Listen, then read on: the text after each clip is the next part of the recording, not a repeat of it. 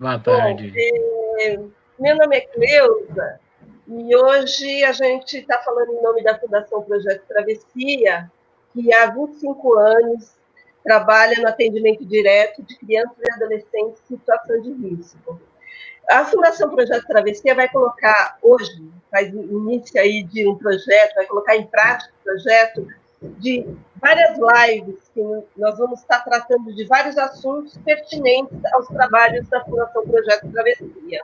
Hoje a gente está convidando a Demar, a Daniele, que são educadores sociais hoje, e estão à frente de um trabalho muito bonito da Fundação, que é o Lume Centro. Vamos conversar um pouquinho sobre esse assunto, né, gente?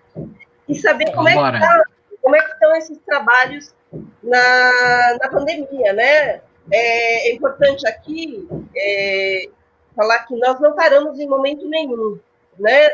Foi um momento bem delicado, pegou na Fundação, os trabalhos estavam sendo desenvolvidos, já sendo criados vínculos, né? E com as famílias, com os educandos, e aí a gente vai bater um papinho sobre esse assunto um pouco. Pode ser? Bora lá. Pode ser. Vou perguntar primeiro para a Daniele. Dani, eu quero saber o seguinte, como é que tem sido os maiores desafios dos trabalhos dele? Vocês, educadores sociais, como é que enfrentaram esse trabalho na pandemia e no isolamento?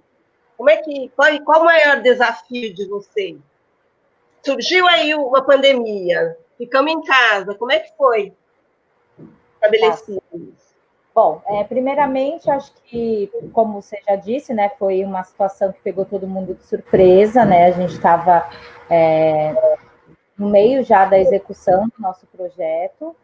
Então, a adaptação primeiro em casa, né, nesse trabalho home office, era tudo novo para todos, então os encontros nas plataformas digitais, aí a gente começou a se adequar dessa forma. Então, o que foi tirado? Que nós faríamos os atendimentos para a rede socioassistencial, tanto do território da família, né, do adolescente, quanto do território da região central, que são os parceiros que nós atuamos com frequência.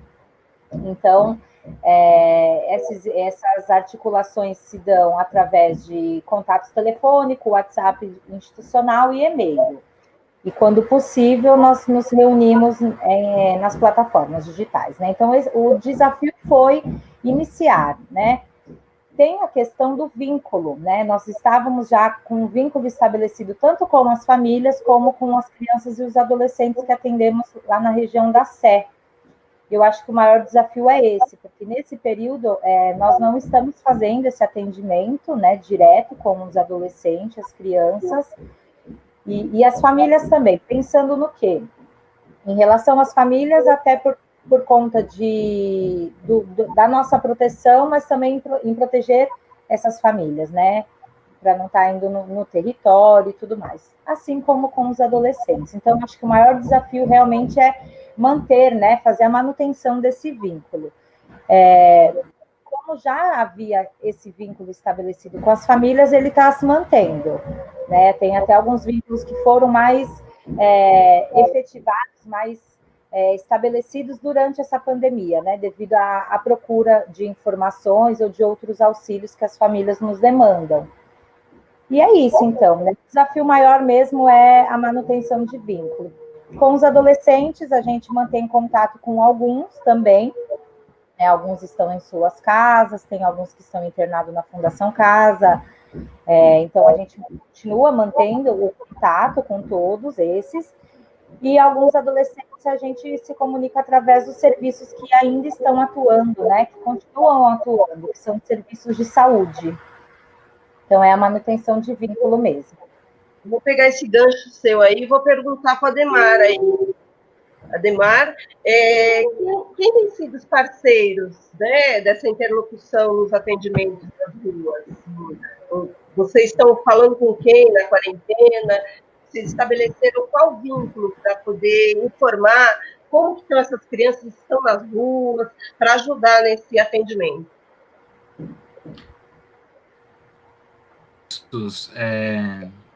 se mantêm desde antes da pandemia, né? Então, o que a gente fez agora é intensificar esses vínculos, porque alguns serviços de saúde, então,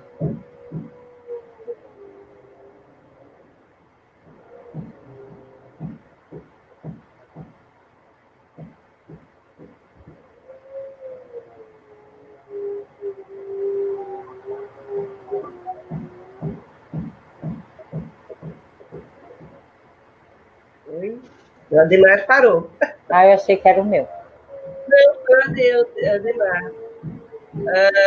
Dani, vê se você consegue falar sobre, né, as interlocuções. Quem são esses parceiros? Bom, então, como o Ademar iniciou, né, a fala, os parceiros são os que a gente já tinha contato, então, a princípio, os serviços que continuam fazendo atuação na rua, que são os serviços de saúde que eu mencionei, tem o CAPS Infantil Amorzeira, né, que é o CAPS de referência da região da Sé, e o consultório na rua, né, que é um serviço que também faz atendimento à população de rua vinculada às UBSs. Então, hoje, a nossa maior parceria são com esses serviços. Mas, além desses, né, existem os serviços que a gente acaba tendo contato que são do território dessa família, né? Então, assim, esses serviços são da região central, que fazem os atendimentos com os adolescentes, mas também temos os serviços da rede. Então, CREAS, CAPES, UBSs, o CRAS, Defensoria Pública, são os serviços que a gente vem mantendo contato. Então, de acordo com a demanda de cada família, nós fazemos o contato que se faz necessário. A Dema está de volta com a gente aí. Voltei. Acho que caiu aqui a conexão. A Daniele faz parte, né? Faz parte. Sim. Esse é um dos desafios, né? Da pandemia, ter uma internet que ajude a gente. Ô, Dema, eu vou aproveitar. Na verdade, a Dani já respondeu, né? Os parceiros, a gente deu continuidade aqui para, né? E eu queria, então, já perguntar para você como é que você avalia o impacto do prejuízo causado pela pandemia frente aos trabalhos no momento em que o projeto no Unicentro estava criando esse vínculo com a criança, com a família, se há possibilidade de a gente ter um espaço da criança na comunidade, se ela voltou para casa, como é que está como é que foi esse impacto? É essa a pergunta. Tá. O impacto ele é evidente, né? Não só no Travessia, mas em qualquer tipo de serviço, seja essencial ou não. Por sorte, a gente já estava no momento de um vínculo bem fortalecido com as crianças e adolescentes, né? Ou pelo menos com a maioria deles. Então, a gente já tinha feito bastante visita domiciliar às famílias, a gente já tinha uma relação de proximidade com o serviço, seja do território, seja do centro, e com as crianças e adolescentes também, né? Então, o prejuízo maior, eu acho que é a ausência do contato, que é o que a Dani trouxe lá no começo, né? Então, tem alguns encaminhamentos que a gente precisa fazer de uma forma muito pontual e muito breve, né? Muito rápido, exige uma celeridade muito grande, e aí a gente não estar ali em contato direto com os adolescentes traz um prejuízo bastante grande, porque fica uma aparência de que a gente delega a responsabilidade para outros profissionais, né? Então, um exemplo, tem um adolescente que a gente precisa entrar em contato com ele para ele voltar a cumprir as medidas socioeducativas. Então, um adolescente que está em liberdade assistida, devido à pandemia, a liberdade assistida estava em suspensão, mas aí agora voltou. Então, voltando às atividades da liberdade assistida, esse adolescente ele precisa voltar a fazer o acompanhamento semanal que ele fazia antes. E o contato com esse adolescente a gente não tem, né? O contato direto. Então, a gente acaba passando orientação, instrução para os outros serviços para tentarem buscar esse adolescente no centro de São Paulo e ver se é possível ter esse tipo de sensibilização para voltar a fazer a sua atividade. A gente tem plena confiança, obviamente, né, em todos os parceiros que a gente tem uma relação, só que é diferente, né? Então, quando a gente não tem esse tete-a-tete, a gente não tem esse cara a cara, a gente acaba fazendo a mesma conexão que a gente já fazia antes com os serviços, né? Então, seja com a defensoria, através de relatório para o judiciário, seja com serviços territoriais, UBS, CRAS, CREAS, etc., mas com o adolescente especificamente, a gente acaba não tendo.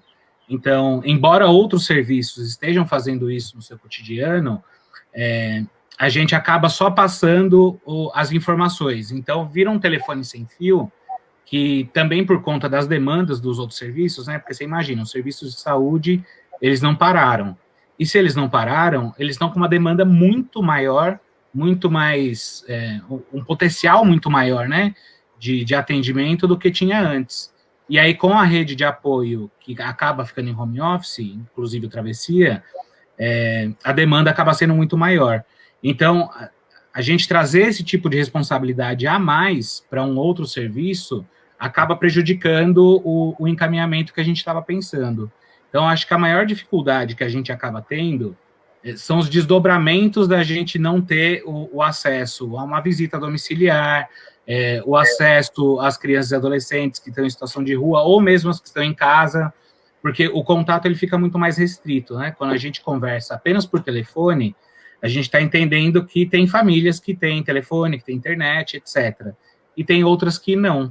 Então, aquelas famílias que têm isso disponível, né, na sua residência, a gente acaba tendo um contato um pouco maior. As que não têm esse tipo de contato, a gente fica refém dos outros profissionais, dos outros serviços, das outras instituições que permanecem na rua para dar conta de toda essa demanda.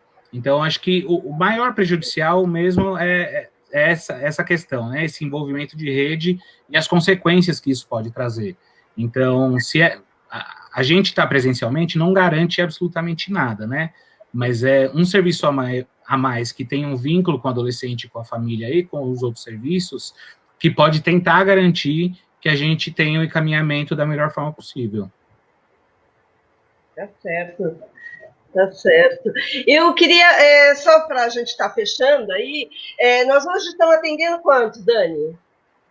Nós atendemos 30 crianças e adolescentes, né? Na verdade, a maioria são adolescentes, então, dos 12 aos 18 anos, nós fazemos esse atendimento. São adolescentes, os que têm 18 anos são adolescentes que completaram a maioridade durante esse ano, né? Então, a gente também continua fazendo o acompanhamento. Além desses 30, nós, então, atendemos as famílias de todos eles, né? Assim, é a grande minoria que a gente ainda não tem contato com a família, mas também atendemos algumas pessoas indiretamente, né? Então, assim, por mais que temos esses 30, nós conhecemos diversos jovens, adultos, temos outros adolescentes que nos conhecem, e a gente também acaba efetivando algum acompanhamento que seja mais pontual, né? Algum encaminhamento para a saúde, para verificar alguma questão de documentação, ou encaminhamento para a defensoria, mas especificamente são 30. Tá bom. Ademar, deixa eu te perguntar. As crianças atendidas, esses 30, muitos foram para casa no início da pandemia. Como é que foi o comportamento deles? A gente está fechando. Sim. A pandemia, na verdade, não foi introjetada para eles, né? Então, esse cuidado em relação à pandemia, ao Covid-19, eles não têm, até hoje, grande ciência do que é isso. O que teve de maior prejuízo para eles, no cotidiano deles ali no centro, é porque no começo os comércios fecharam. Então, você passou a ter uma menor circulação de pessoas ali no centro, você começou a ter os bares, restaurantes, etc., todos fechados. Então, eles se viram numa situação de que aquela situação paupérrima que eles já conviviam antes, ela se intensificou. E aí, como a gente tem uma insuficiência de política pública, né, principalmente para crianças e adolescentes em situação de rua, isso ficou muito mais evidente. Então, eles passaram a ficar com mais fome, eles passaram a ficar com mais frio, eles passaram a desenvolver um pouco menos as suas atividades do seu cotidiano, e aí alguns deles, que era possível fazer o retorno para casa, eles acabaram voltando, mas não por uma questão de consciência, né, de que o vírus é um problema e etc. Eles acabaram voltando porque eles começaram a passar mais fome, né? Eles tiveram... A sua situação, ela mudou drasticamente. Então... Só que tem outros adolescentes, outras crianças e adolescentes que não têm essa possibilidade do retorno para casa, né? Porque ou não tem mais um vínculo tranquilo com a família, ou está extremamente fragilizado. E aí, essas crianças e adolescentes, elas ficaram completamente descobertas. Então, as relações que se davam ali no centro, então, poucos serviços continuaram, os comércios fechados, e aí você pega a questão da higiene, né, pessoal dessas crianças e adolescentes. Como não existe um espaço no centro específico para que você tenha, para essas crianças e adolescentes ficarem um pouco mais asseadas, essa questão de higienizar as mãos, a utilização de máscara, é algo muito abstrato para eles, né? Se eles não tinham isso no cotidiano, imagina no momento de pandemia. Então, durante a pandemia, essa relação deles com a higiene, ela só piorou, né? Então, eles são vetores fundamentais hoje para a propagação do Covid-19, embora eles possam estar assintomáticos. Então, o retorno para casa só aconteceu no primeiro momento das crianças e adolescentes que tinham condições de voltar para casa, então, que ainda tem um elo um pouco mais forte com a família, com o território, mas muitos deles, eles não voltaram para casa, então ficam numa situação muito pior, né? Não sei se vocês estão me ouvindo. Sim, sim, tá perfeito, tá perfeito. Tá.